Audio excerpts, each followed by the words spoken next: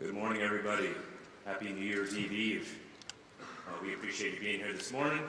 Some of you it was good to see late last night and appreciate that. Welcome once again to the 2024 College Football Playoff quarterfinal at the Fiesta Bowl. Quick rundown, we'll do some interviews up here. We'll take photos to our left. Then we'll have media availability for those of you who would like with our Executive Director, Eric Moses, and our Board Chair, Judy Burness. Then at 11 o'clock is the annual prediction. The one-horned rhinoceros over at the Phoenix Zoo will be picking the winner. So these guys, whatever they say today, doesn't matter because the rhinoceros is going to pick the winner at the Phoenix Zoo. But before we get started, I'd like to introduce the mayor. Does the rhino have a name? Shooty.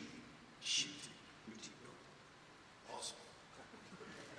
Before we get going, I'd like to introduce the mayor of our host city from the mayor of Glendale, Gary Wires. Coach, or Gary, come on up.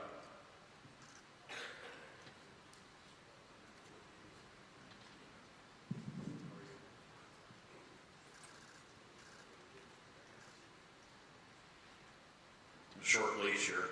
I just want to welcome you, congratulate both of you for what you've done. It's pretty awesome. So looking forward to another successful Fiesta Bowl. We've got some gift baskets for both of you here from our local chocolatier. I think you're going to love it, but you might want to hold on till the game's over. But anyway, welcome. So appreciative of both of you. I hope you have a lot of success. I know who's going to win. I'm not going to the zoo.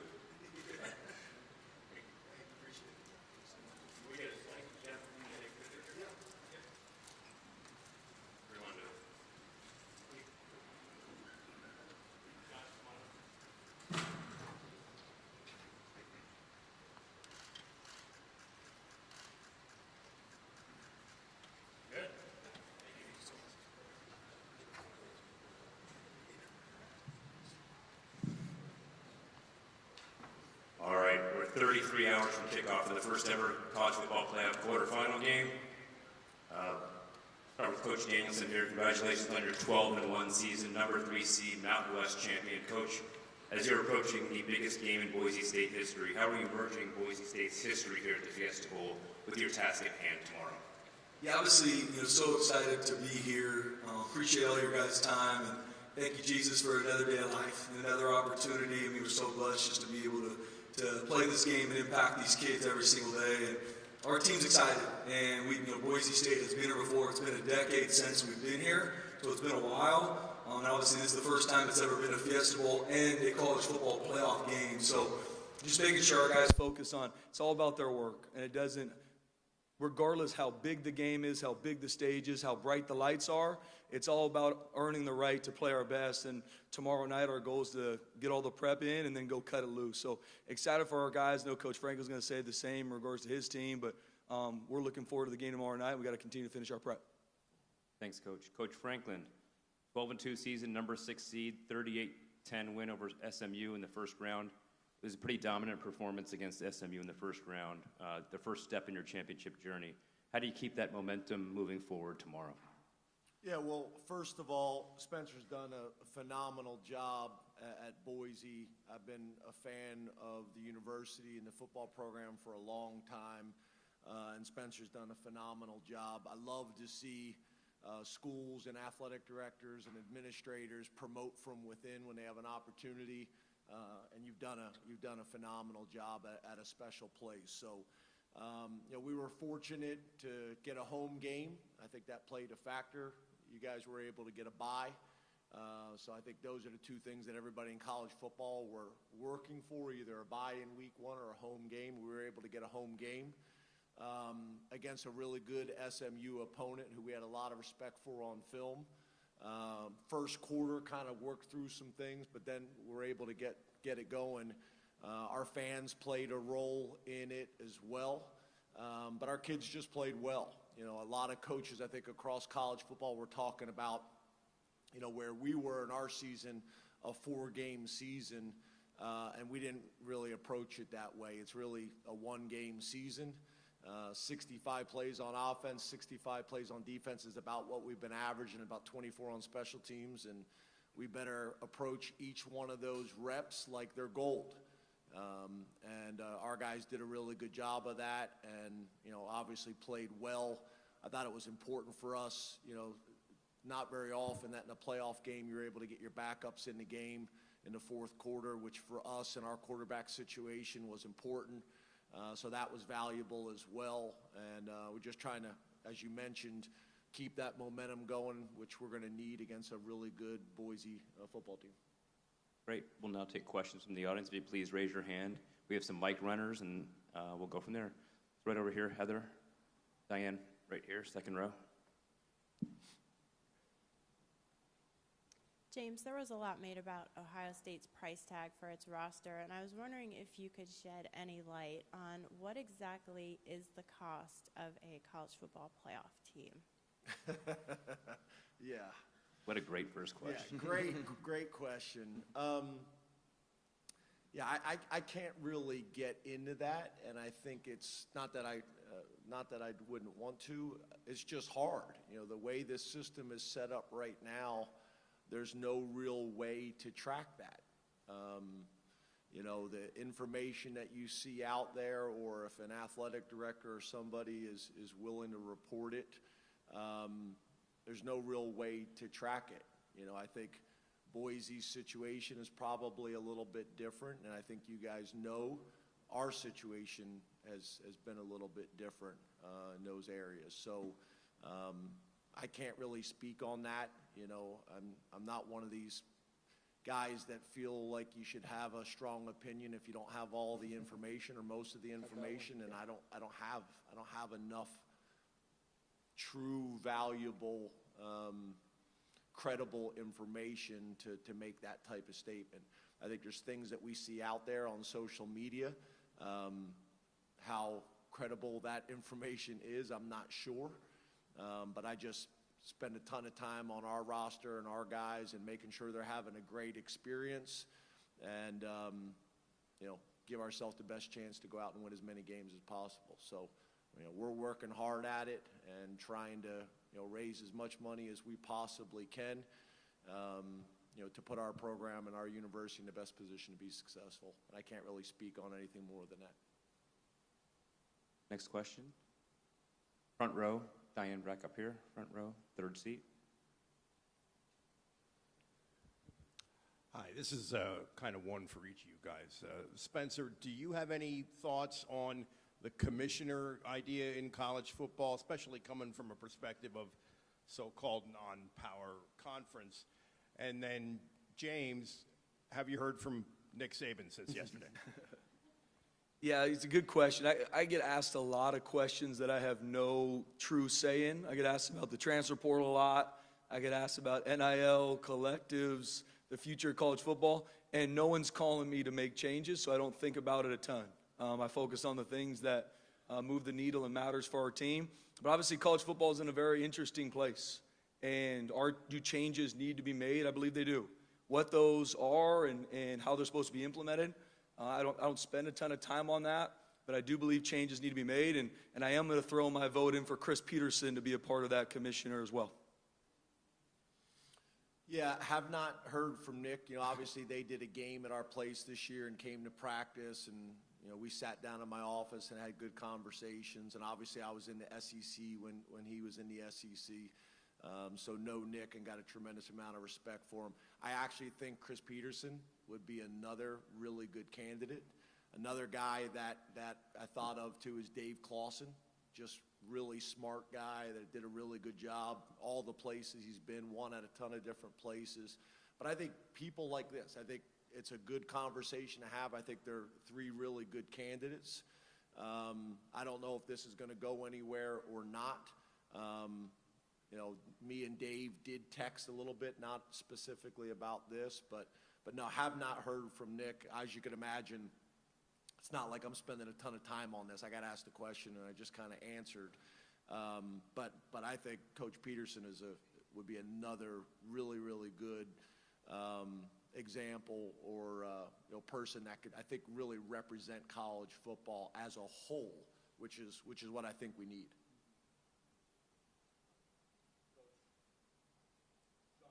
John Mallory with KTIK Radio in Boise for James Franklin. The future of college football. You got Coach Danielson, Dan Lanning, Dillingham, Marcus Freeman, all in this tournament. Head coaches at big programs, all in their 30s. What's that say to you to see like where college football is coming and guys like this, young grinders coming there and getting their team to as big a games as they can, pretty much? I guess the first thing is I probably don't have a whole lot of years left, is what you're saying. No, I think it's good. To me, I think at the end of the day, you know, whether it's age or whether it's experience or whether it's diverse candidates, you just want people in the job that have earned it and that are qualified. And sometimes I think really good candidates have been overlooked because they're young. And candidates have been overlooked for a ton of different reasons. I think sometimes we get into a tendency of reusing former head coaches that have done it before because it's a safe hire and you're not going to be ridiculed or criticized for, you know, going out and hiring a guy who's been a head coach before at a couple different places. When maybe you really feel like you got a great defensive coordinator on your staff that is prepared and ready for the opportunity. So I think we all tend to do that sometimes, is you try to make the safe hire rather than the best hire. So to me, I think it's a positive. You see it in the NFL, you see it in college football. And obviously guys like Spencer have earned this opportunity, and then, you know, once he was able to get his foot in the door and and get in that seat, he's run with it, which I think will create other opportunities for other guys, just like I'm trying to create opportunities for guys as well. Front row here.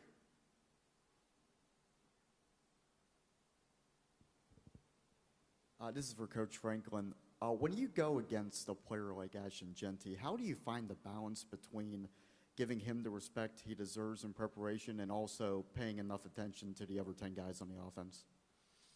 Well, I think the first thing that we all try to do as coaches, right, is you're trying to figure out who are the issues in the game or what are the issues in the game, and then how can you limit their impacts.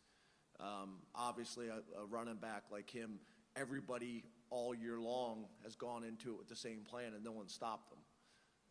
But I think that's where you got to start. You know, whether you're a defensive guy and you're trying to make people one-dimensional, or you're an offensive guy and you're trying to make a team play in a style that they don't want to play in, that's what we all try to do. That's kind of where it starts. But I think the running back position, just like the quarterback position, they get a ton of credit, and deservedly so. He's earned that.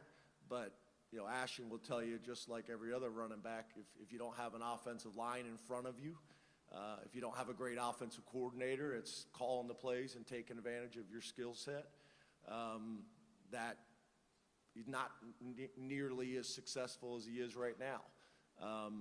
You know, obviously we got a great example of that. I want to be careful how I say this because I don't want to be disrespectful to anybody, but our guy Saquon Barkley, you know, he's in a great situation with the Eagles, you know, my hometown team, and you know, is flourishing right now. And part of it is because he's playing behind a great offensive line, and maybe the best offensive line coach in the history of the NFL, or at least part of that conversation, Coach Stout. So I think Ashton's a great example, and obviously he's done it. I've talked all week long about, you know, the craziest stat I've ever heard is 1,900 yards after contact. So it's impressive, but obviously, you know, most importantly, they're in this position because they got a great team, and obviously he's a focus point, but they got a great team. I want to follow up on that, Coach Danielson, the yards after contact. That's been a big thing. How is Ashton so successful at yards after contact? Yeah, he trains that way. I mean, Ashton Jeanty, and I've been very open about this just to make sure everybody kind of sees behind the veil, like how great of a young man he is, how hard he works. And that's what he's done since he was a 17-year-old early enrollee freshman, do it against the starting defense when I was the defensive coordinator, getting really upset with him. I mean, he's been doing that this whole time and trains at that type of standard. I mean, it's January, last offseason, and he's the guy on the blue, in the snow, with his shirt off, doing tug-of-war against the rest of his teammates, running them all around the field. I mean, that's how he trains, and he's built for that. But like to Coach Franklin's point, it takes a team, and Ash will be the first to tell you that. It takes the offensive line, the tight ends. I mean, our receivers, it's mandatory to block on our team. Like, I mean, we were a run-first operation with compliments off of it. And so there's a lot of pieces that go into the success that Ashton's having. Not taking anything away from Ash. There's been multiple times where there's been 11 guys that have a shot at him and don't get him down, but it definitely takes a team. Put a mic right here. Spencer, since December 3rd of 2023, the day that you were named full-time head coach, what's been the most valuable lesson that you've learned in this new assignment?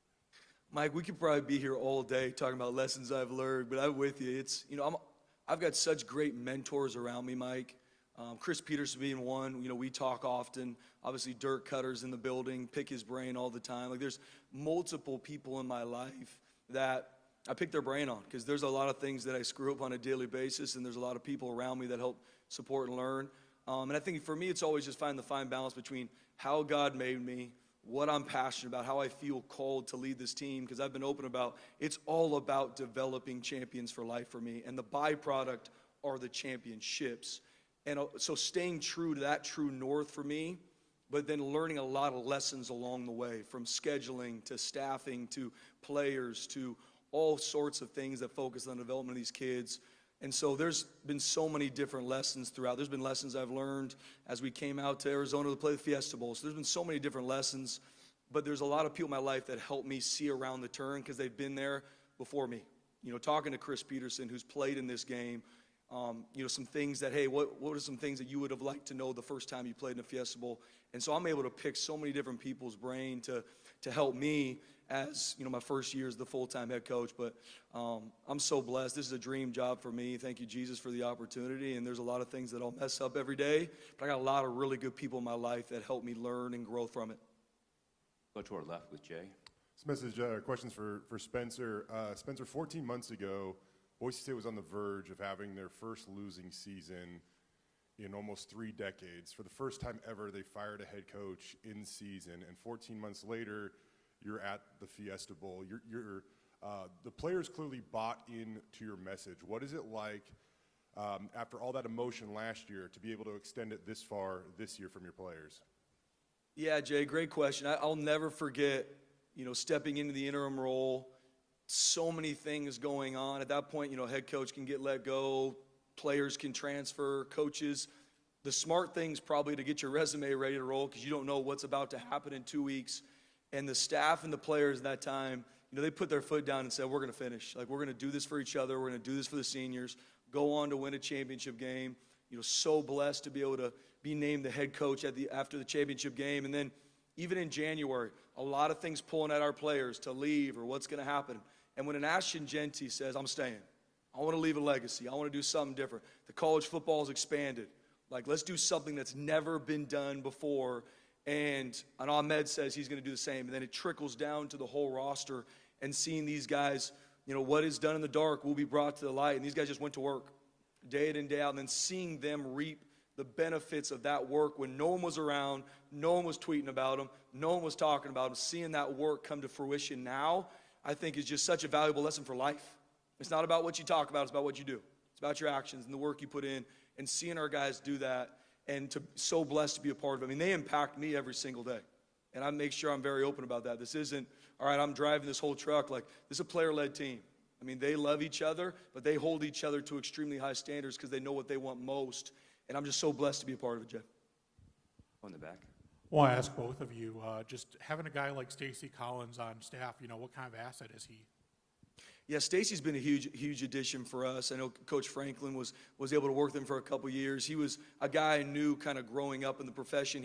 When he was at South Dakota Mines and I was at Azusa Pacific, remember going out to play them in South Dakota, then we were able to work together in 2021. So he's not only in regards to what he does for special teams for us, what he does with our linebackers, he's a huge addition for me in regards to just picking his brain because he's been a head coach. He's got good understanding of kind of all facets from recruiting to game planning to scheduling, all the things that as a first-time head coach, I want someone to be able to be honest with me, not just, oh, I think it's good, Spence, like really be able to speak into my life and being able to speak into our team. and Stacy's able to do that. With our last question over here on the right-hand side. Colton Poole, Hero Sports. You both have talked about how much respect you have for each other. I'm just curious if you see, from the outside looking in, any similarities between how you approach your jobs and your programs overall. Well, I stopped playing football in 2012 at Azusa Pacific, and in 2013, in January, I started coaching right away. And at Azusa Pacific, small school, people are like, oh, so you're a graduate assistant. It's not really a graduate assistant in Division II football. It's really like, can you survive long enough to stay in this profession? And I was so blessed. Victor Santa Cruz was the head coach at that time, and I was able to go to one of the AFCA conventions, listen to Coach Franklin speak, and just blown away by him. You know, his journey, he was a Division II football player, seeing his journey, seeing the success that Coach Franklin has had everywhere he goes. And he was just, obviously did not know him, he did not know me, but just had so much respect from afar, and seeing the product that he's continually put on the field in every spot he's ever been. Obviously, for the past decade at Penn State, the success they've had, he's just been someone that I've, admired from afar for a long time. Yeah, obviously, I'm just getting to know Spencer, and what he's done in a short period of time as a head coach has been very impressive. Really kind of how you described it. Took over a program at a challenging time. Both D2 guys.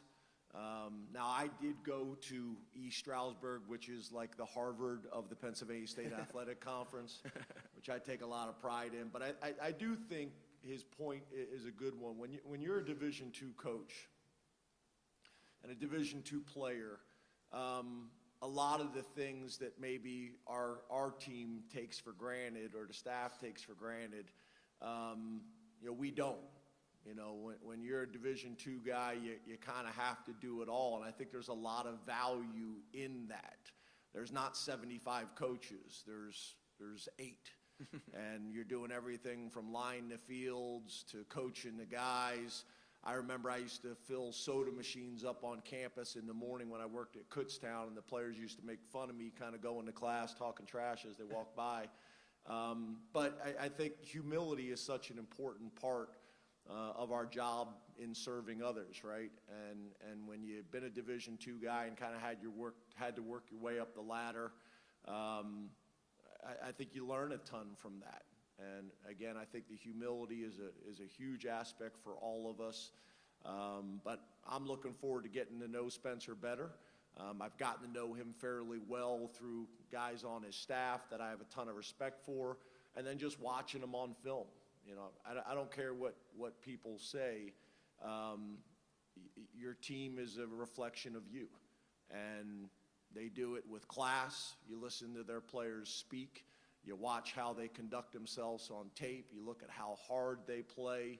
I think it's the best compliment you can get as a coach is that your players play hard and they do it the right way and they do it with class and they represent not only him, but the university the right way and the community the right way. And I think that's more challenging than it's ever been when these young people got people pulling at them from every direction. So, this is just really kind of the start of our relationship. We'll have a heated, passionate, competitive game, but hopefully, we'll have an opportunity to visit more and get to know each other. I'm a big fan of Victor Santa Cruz as well. We've stayed in touch over the years. He came and visited us as well at Penn State. But he's worked with good people and for good people, and I feel like I've done the same throughout my career. Fantastic. Well, thank you both for your time this morning. I really appreciate it. I'm going to go over and take some photos by the trophy. So if you want to congregate